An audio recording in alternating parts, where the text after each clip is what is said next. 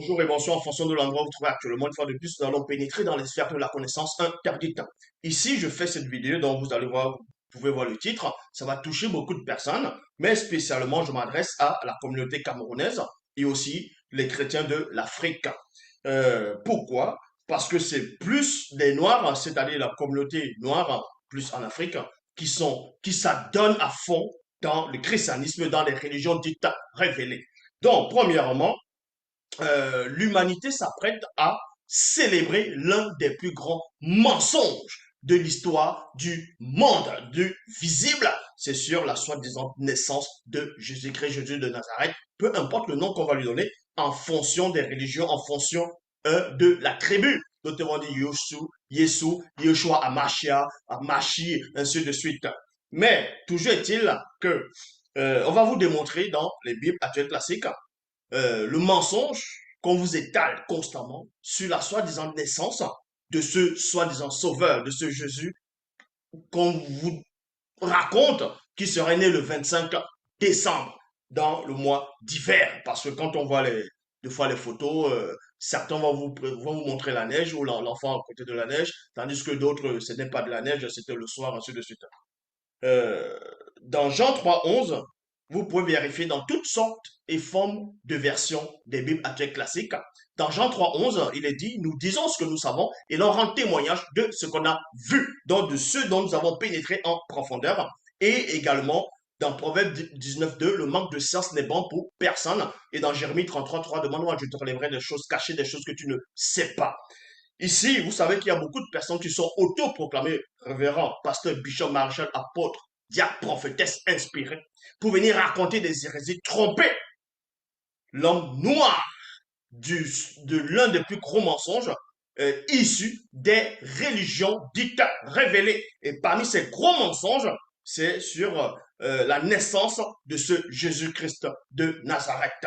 Donc ici, nous allons parcourir les versets bibliques et vous allez vérifier, faites exactement comme il est écrit même dans les Bibles classiques par rapport aux chrétiens de Béret. Eux, ils vérifiaient les aptitudes de celui qu'on appelle Paul de Tarse, étant en train de les relater dans c'est-à-dire dans les canons. Pour cela, nous allons vous démontrer ici que le soi-disant Jésus n'est né ni en hiver, ni à la saison des pluies, pour vous montrer premièrement que Jésus n'a pas pu naître le 25 décembre. On va aussi, après cela, on va aussi vous démontrer que la foi dont vous avez mis sur ce Jésus-Christ-là, Jésus de Nazareth, peu importe comment vous allez le nommer, est complètement basé sur du mensonge, sur des inventions. Et on va aussi encore démontrer ici que Jésus-Christ-là, le personnage Jésus-Christ, a menti volontairement, que c'est un menteur. On va le démontrer dans les Bibles actuelles classiques, dont je lance le défi à tous les pasteurs qui se disent, à tous les pasteurs camerounais, à tous les pasteurs africains qui sont en train de visionner, ou bien peu importe les pasteurs partout dans le monde, qui sont en train de visionner cette vidéo, c'est-à-dire cet enseignement époustouflant, d'essayer de me contredire. Donc pour cela, on va aller dans Luc. Vous pouvez taper dans n'importe quelle version, parce qu'il existe plusieurs versions des Bibles classiques. Donc, dans Luc chapitre 2, au verset 6 à 8. Je répète, dans Luc, dans l'évangile de Luc, parce que certains disent que Luc était l'apôtre de Jésus. Or, Luc n'était pas apôtre de Jésus. Luc ne marchait même pas avec ce soi-disant Jésus dans les Bibles classiques. Donc, vous pouvez vérifier. Mais néanmoins, dans Luc chapitre 2, verset 6 à 8, il est dit ici, or, durant le séjour à Bethléem, le séjour de qui c'était celui qu'on appelle Youssef, donc Joseph, et Myriam, donc Marie, la soi-disant mère de Jésus. Et cette Marie, ici dans les Bibles classiques, était enceinte. Elle devait déjà, le moment de faire sortir l'enfant, de manifester l'enfant dans le visible, était arrivé. Donc, ils étaient en train de chercher un endroit pour pouvoir se reposer afin qu'elle puisse accoucher. Bon, et on vous apprend qu'en ce moment, oh, durant le séjour à Bethléem, arriva le moment où Marie devait accoucher. Il y a point ici. Est mis au monde un fils, virgule, son premier-né. Dans d'autres versions, il est dit son premier enfant. Elle l'enveloppa de l'âge et le coucha dans une crèche. Et à virgule. C'est cette crèche-là que beaucoup de personnes vont dessiner. quand vous allez voir, quand les fêtes, les soi-disant fêtes païennes, qu'on appelle communément appelées fêtes de Noël, se manifestent, ils vont dessiner un petit enfant blanc, une femme blanche, un homme blanc, dont Jésus, Marie, Joseph, pour faire croire que c'est comme ça qu'ils étaient. Et près d'une crèche, ils vont dessiner peut-être l'âne à côté, un bœuf à côté, ainsi de suite, certains animaux. Bon, c'est en cela où dans Luc chapitre 2, versets 6 à 8 raconte. Mais néanmoins, vous allez voir la supercherie, le mensonge ici. On vous dit ici que Marie va prendre le petit enfant qui vient de naître et va mettre ce petit enfant dans une crèche. Dans une crèche. Et vous allez comprendre que cette crèche était dehors. C'était pas dans un endroit fermé. En gros, c'était pas soit dans un hôtel, soit dans une auberge, soit dans un lieu où on devait accoucher les enfants. Et on vous dit ici, là, coucha dans une crèche, virgule, parce qu'il n'y avait pas de place pour eux dans l'abri destiné aux voyageurs. On vous dit ici, donc Marie s'est sentie obligée d'accoucher le soi-disant Jésus dans une crèche. Dans une crèche. Quand on dit la crèche, ça n'a rien à voir avec la crèche qu'on va peut-être voir les crèches en Europe hein, où quelqu'un va héberger, va garder les enfants dans une garderie, ainsi de suite. Non, ne confondez pas cette crèche-là. Ici, c'était par rapport aux crèches, c'était par rapport aux animaux ici. Donc, et on vous apprend dans Luc chapitre 2 qu'il n'y avait pas d'abri pour eux dans la pièce. Donc, s'ils n'étaient pas à l'intérieur, ils étaient dehors dans une crèche destinée aux voyageurs. Donc, il n'y avait pas d'abri pour eux destinés aux voyageurs. Dans les champs environnants, virgule, des bergers passaient la nuit pour garder leur troupeau. Donc, on vous apprend ici, quand vous allez bien lire le chapitre de Luc, chapitre 2, à partir du verset 6 à 8, on vous dit que Marie a couché le petit enfant dont votre soi-disant sauveur que vous êtes prêts à célébrer, ce grand mensonge-là, que le petit enfant Jésus est né dans une crèche. Et pendant sa naissance, au même moment de sa naissance, à la période de sa naissance, vous voyez, il y avait quelque part dans les champs à côté, dans la même contrée, dans les environs, il y avait des bergers qui gardaient les troupeaux. Et on va vous montrer que ces bergers n'étaient pas dans une cabane, ces bergers vivaient dehors, en plein air.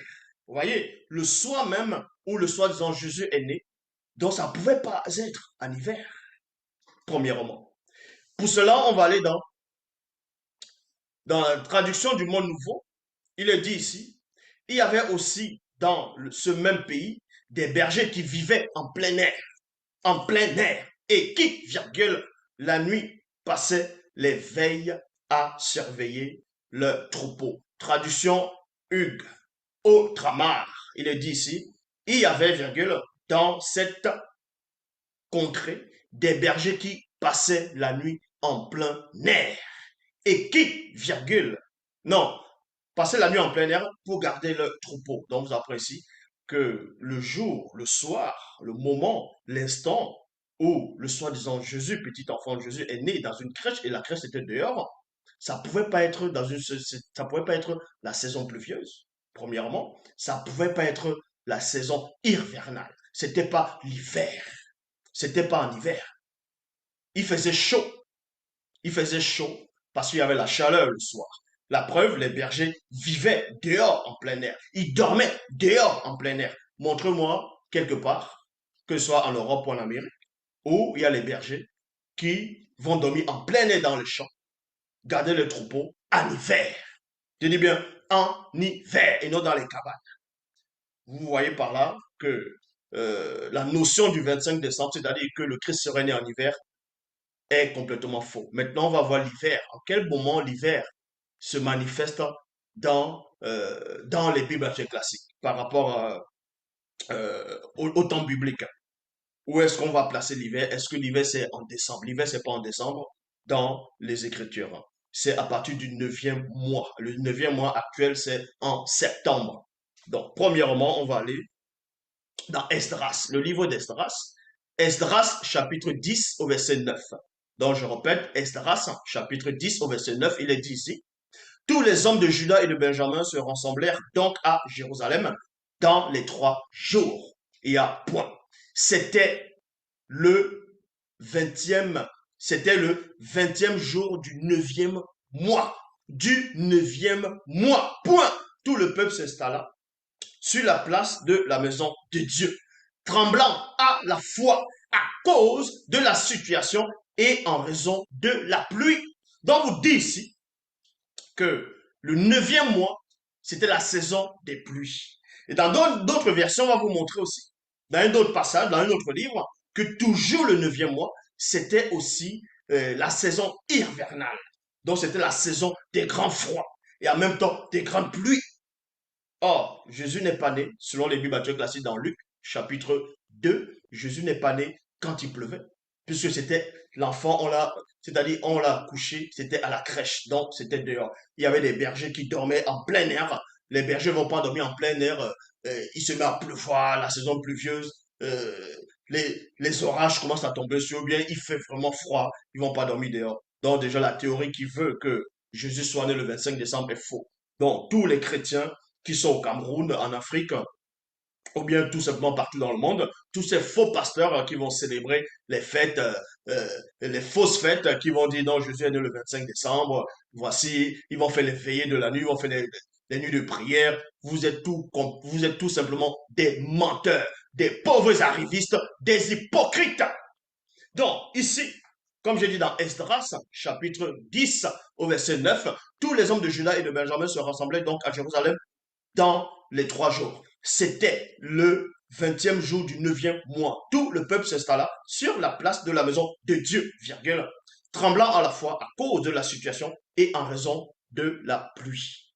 Dans Esdras chapitre 10 au verset 13, il est dit ici, c'était le 9e mois de l'année. C'était le 9e mois de l'année, virgule, et le roi occupait le logement construit pour...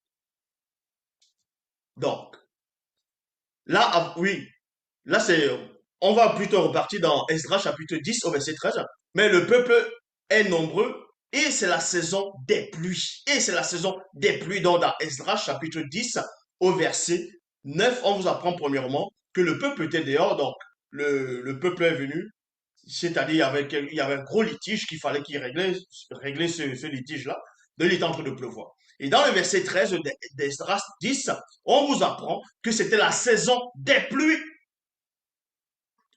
Dans Esdras chapitre 10, verset 13, mais le peuple est nombreux et c'est la saison des pluies. Et c'est la saison des pluies. On n'a pas la force de rester dehors. Et ce n'est pas l'affaire d'un jour ou deux, car nous sommes nombreux à avoir péché dans ce domaine. Maintenant, on va aller dans Jérémie chapitre 36 au verset 22 dans la Bible parole de vie. Il est dit ici, c'était le 9e mois de l'année. Donc, le 9e mois de l'année, dans Esdras 10, c'était la saison des pluies.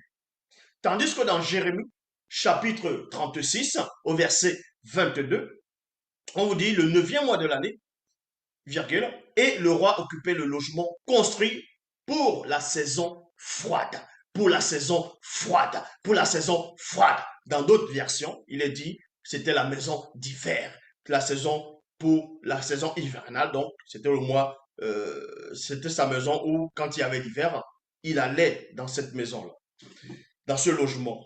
Il se tenait devant un feu allumé. C'est normal. C'était une sorte de chauffage. Donc, le roi avait froid. C'était le 9e mois, donc c'était l'hiver public. C'était en septembre. Or, les chrétiens ne comprennent pas. Ils ont, je ne sais pas ce qu'ils ont dans la tête, comme on dit l'expression au Cameroun, ils ont la bouillie dans la tête. C'est écrit que la période hivernale et la saison des pluies, c'était le 9e mois. Mais eux, soit ils savent pas lire, ils vont venir fêter une soi-disant naissance d'un soi-disant sauveur qui serait né le 25 décembre, donc en hiver. Tandis que dans Luc chapitre 2, vous montre que quand le soi-disant Jésus est né, ça ne pouvait pas être en hiver, donc ni pendant la saison des pluies. Voici déjà le premier mensonge. Donc tous ceux qui vont aller fêter, festoyer, qui vont aller danser, qui vont aller dans les églises, célébrer la naissance de ce soi-disant Jésus. Ils vont montrer des films ils vont projeter les films sur la naissance de Jésus, sur bon, ces trucs chrétiens là qui servent à rien pour encore plonger l'humanité plus dans le mensonge. Donc, voici le premier mensonge déjà. Et vous allez comprendre que dans selon les Bibles actuelles classiques, selon, on va dire, l'écriture, l'hiver et la pluie, c'était la même saison. On voit cela dans Cantique des Cantiques, chapitre 2, verset 11. Là, je vais aller dans l'une des versions les plus traduites au monde, donc Louis II 1910. Il est dit ici, car voici l'hiver est passé, point virgule, la pluie a cessé et ça n'est allé. Voyez, voici l'hiver est passé, la pluie a cessé. Donc, ce sont les mêmes périodes en septembre. Et nous allons maintenant vous montrer que le soi-disant Jésus, que les faux pasteurs camerounais et africains, et aussi partout dans le monde, les faux pasteurs qui sont partout dans le monde, vont célébrer, ils vont vous dire que euh, Jésus était très saint, il n'a jamais menti, il n'a jamais péché, ainsi de suite. Moi, on va vous montrer dans les Bibles actuelles classiques, dans vos propres versions, dans vos propres Bibles, vous pouvez vérifier, comme j'ai dit tantôt au départ, dans Jean 3,11, nous disons ce que nous savons et l'on rend témoignage de ce qu'on a vu.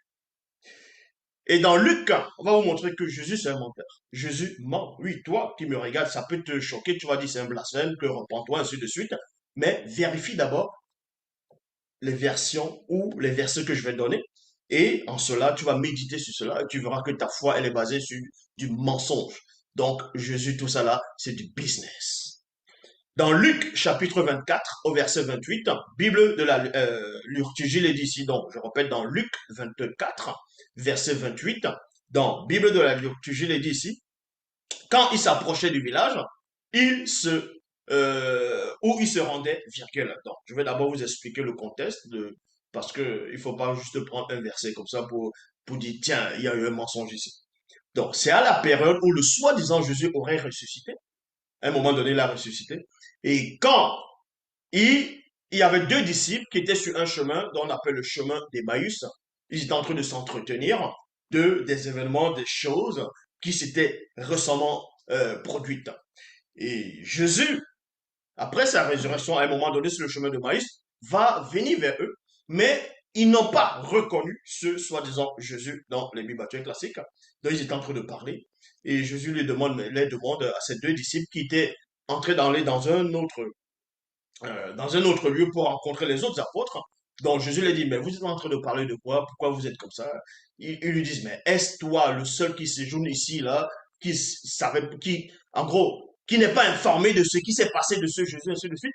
Donc, et c'est là où Jésus a commencé à les parler, mais ils ne pouvaient pas le reconnaître. Donc, pendant qu'il était en train de cheminer avec ces deux apôtres-là, avec ces deux disciples-là, ces deux disciples n'avaient pas reconnu ce soi-disant Jésus.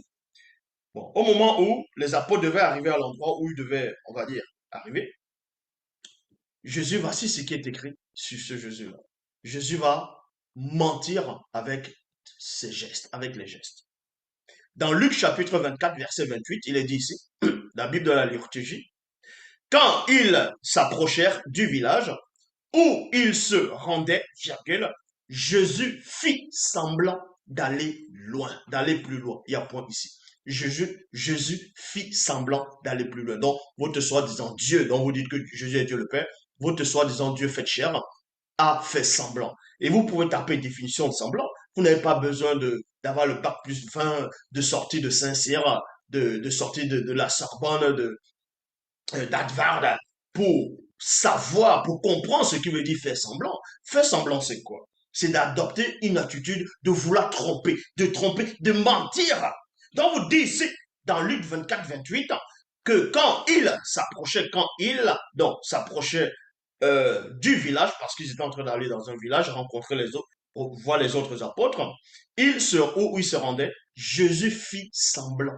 Jésus fit semblant. C'est pas Zola qui a écrit ça ici. Hein? Ce sont les auteurs des Bibles ici. Jésus fit semblant d'aller plus loin. Dans la traduction King James française, il est dit ici, et il faisait comme s'il voulait aller plus loin.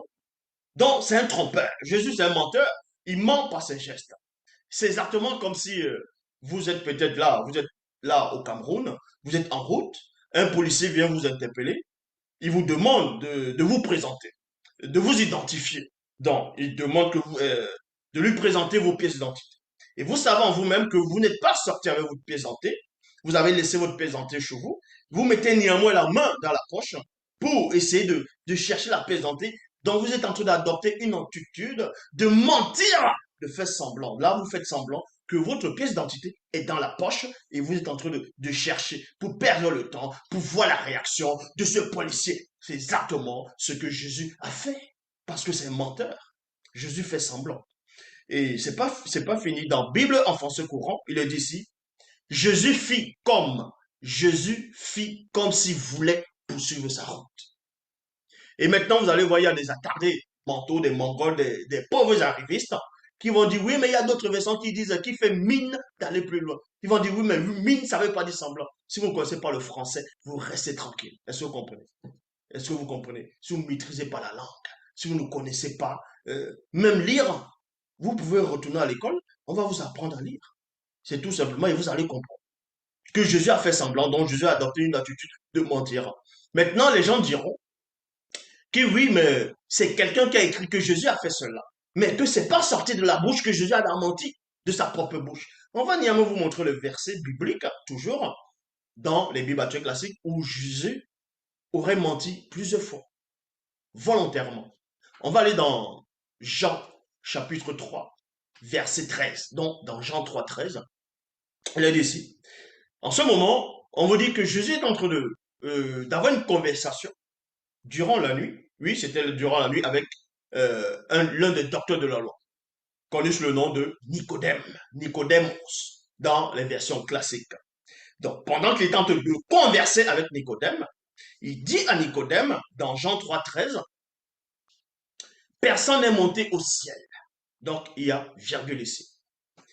Donc, Jésus dit à Nicodème que personne, c'est-à-dire aucun homme, on va dire comme ça, bon, que personne n'est monté au ciel. Sinon, celui qui est descendu du ciel, c'est-à-dire en parlant de lui-même, le Fils de l'homme qui est dans le ciel.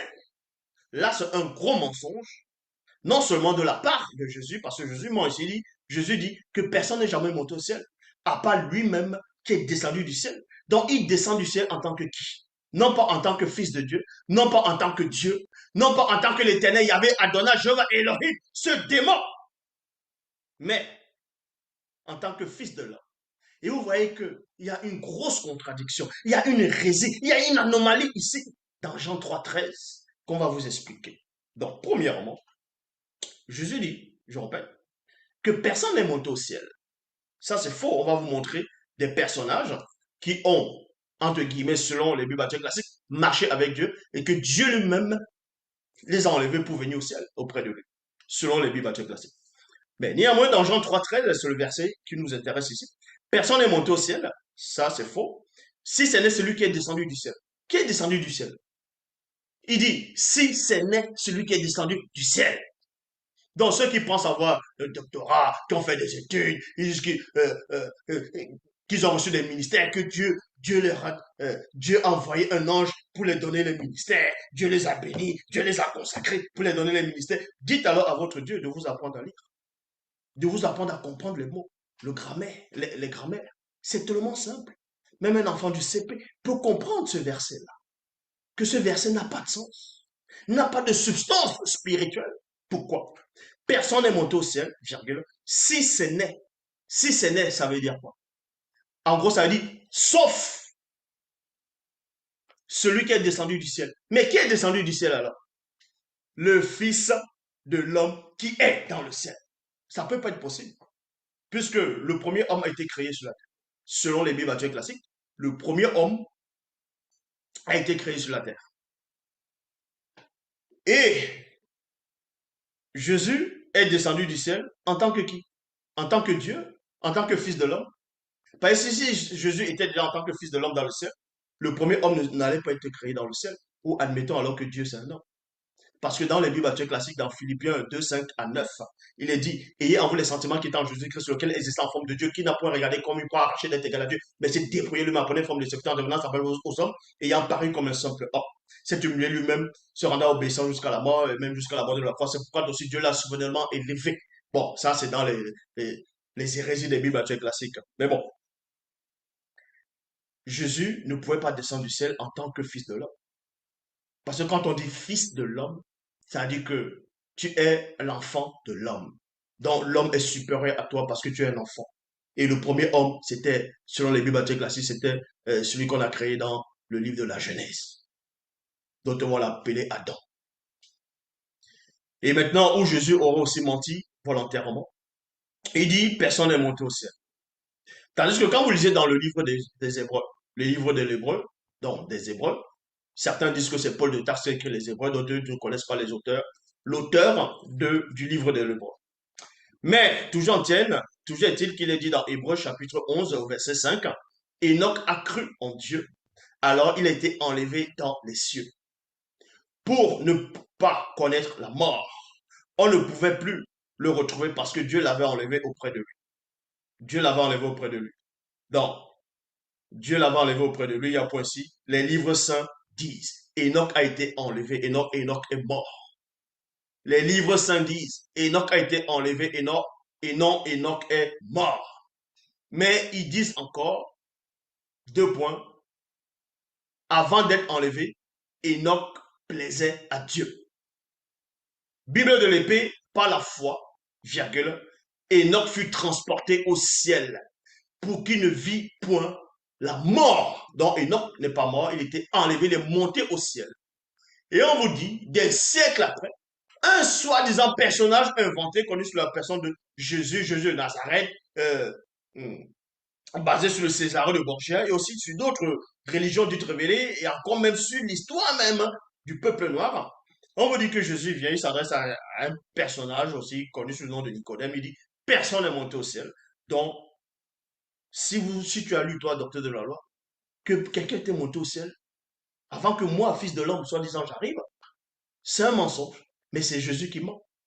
Hébreux chapitre 11, verset 5, dit, confirme, atteste que Enoch est monté au ciel.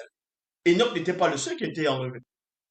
Dans 2 Rois, chapitre 11, non, dans 2 Rois, chapitre 2, verset 11, il est dit, il cheminait, virgule, il tente de cheminer, qui cheminait?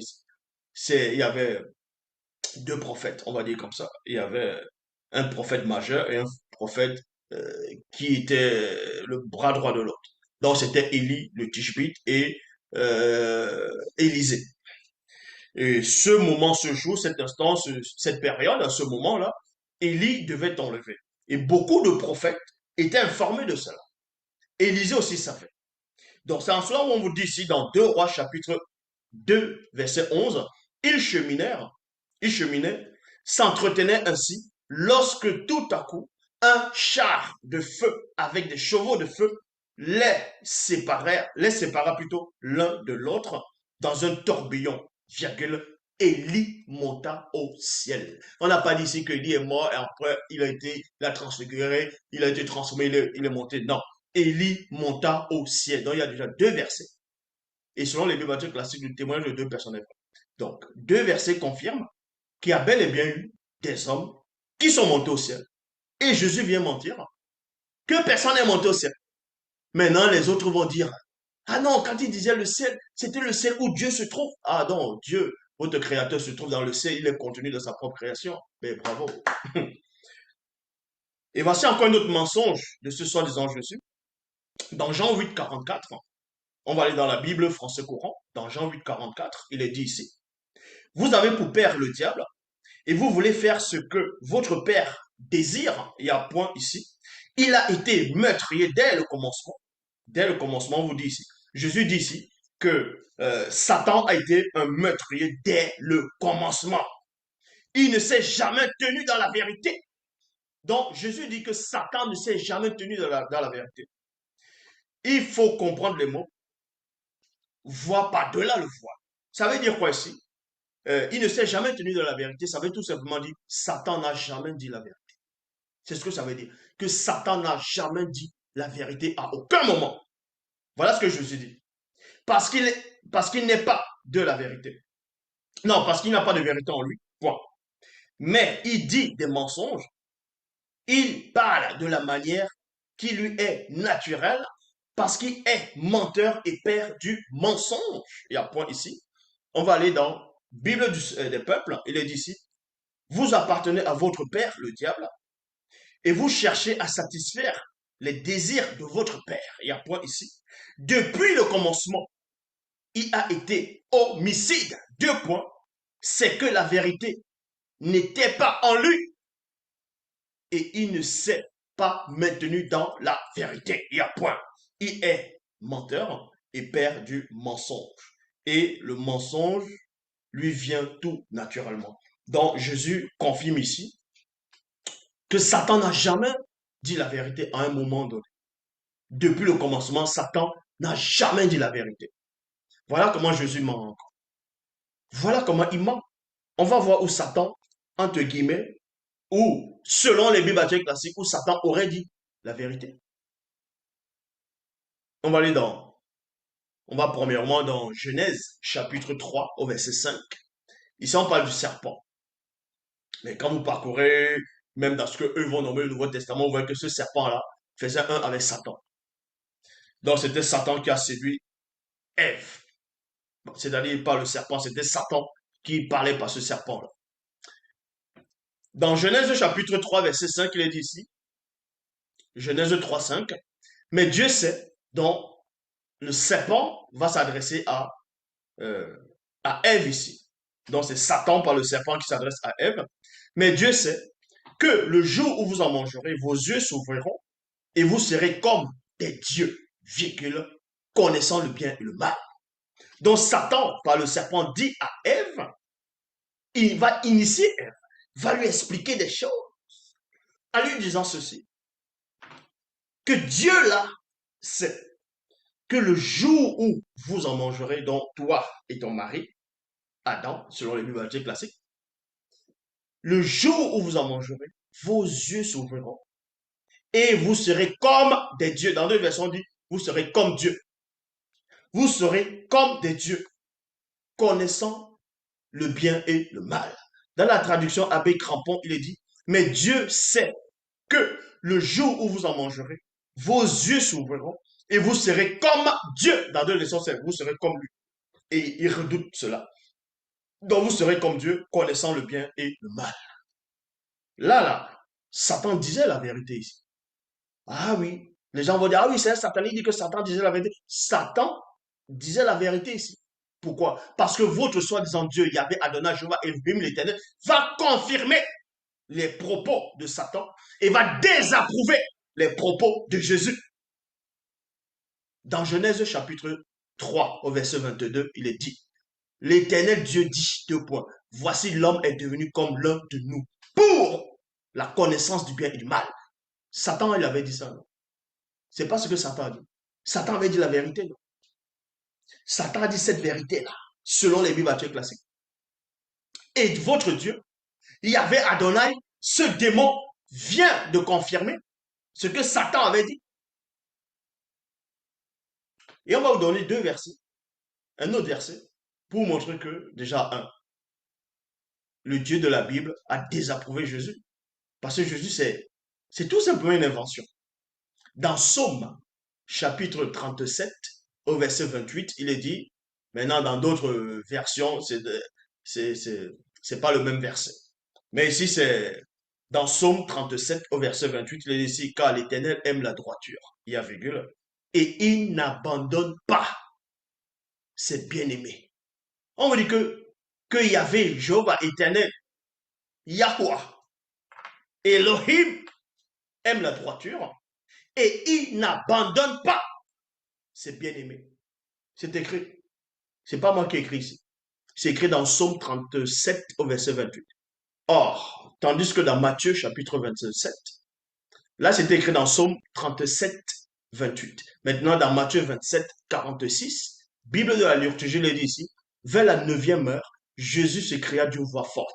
Eli, Eli, lama sabachthani. Ce qui veut dire, mon Dieu, pourquoi m'as-tu abandonné? Alors qu'il est dit dans Psaume 37, verset 28, que Dieu n'abandonne pas ses bien-aimés. Oh, on vous montre que Jésus n'est pas le bien-aimé de Dieu. La preuve, Dieu l'aurait abandonné dans Matthieu 27, au verset 46. Donc, libre à vous de dire que je suis un antéchrist. Parce que déjà, vous ne connaissez même pas les phrases, vous ne connaissez pas les mots. Il y a des rigolos, des mongols, des pauvres arrivistes qui vont dire, oui, mais Zoula, c'est un antéchrist. Zoula, c'est un antéchrist. Mais vous savez ce qui veut dire antéchrist? Antéchrist, c'est avant le Christ. Antichrist, ne confondez pas antéchrist et antichrist. Antichrist, c'est contre le Christ. Antéchrist, c'est celui qui vient avant le Christ. N'importe quoi. Donc, si votre soit déjà, Jésus est déjà venu, et vous dites que je là, c'est un antéchrist, c'est que vous comprenez même pas le sens des phrases. Maintenant, libre à vous de dire que avant je disais Jésus, avant je disais j'ai vu Jésus, tout ça. Euh, il n'y a qu'un seul enseignant. Est-ce que vous comprenez? Donc, je m'adresse à tous ces faux pasteurs qui sont au Cameroun, tous ces faux pasteurs qui racontaient des histoires partout en Afrique et même partout dans le monde, tous ces faux, il n'y a même pas des vrais chrétiens, tous ces chrétiens. Vous êtes tous dans le mensonge. Satan, ce qu'on appelle le dimabobo, le mauvais esprit, vous a dupé.